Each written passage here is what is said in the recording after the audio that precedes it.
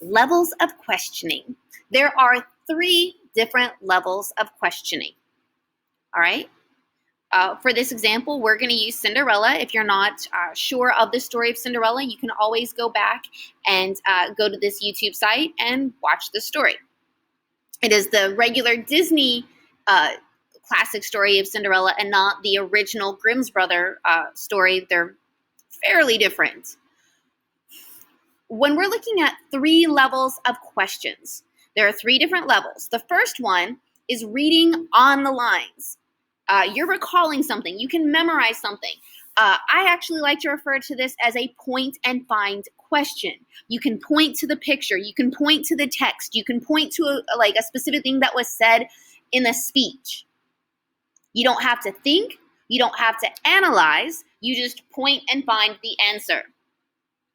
Number 2, reading between the lines. You are interpreting the information. You are analyzing the information. You are making inferences. An inference is an educated guess based on your background knowledge, based on the information that you have at hand, whatever you are looking at. And number 3 is reading beyond the lines. You're making a connection.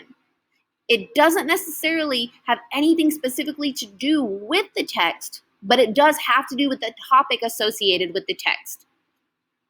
So if you're talking about Cinderella, maybe it's not like what color slippers did she wear? Well, I mean, they were glass, so they're kind of see-through.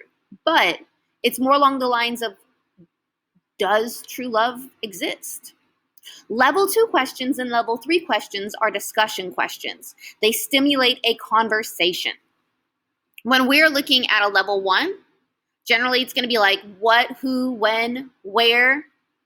The answer is right there. There is a definite right or wrong answer. You are not interpreting anything at all. It is very clear what is being asked and the answer that can come from that.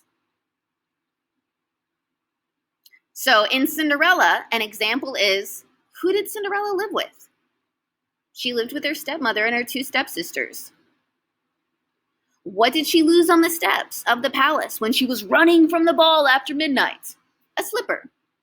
Although, technically, how did it not disappear like everything else? I don't know. It just doesn't. But it's something that you can specifically find the answer to. All right?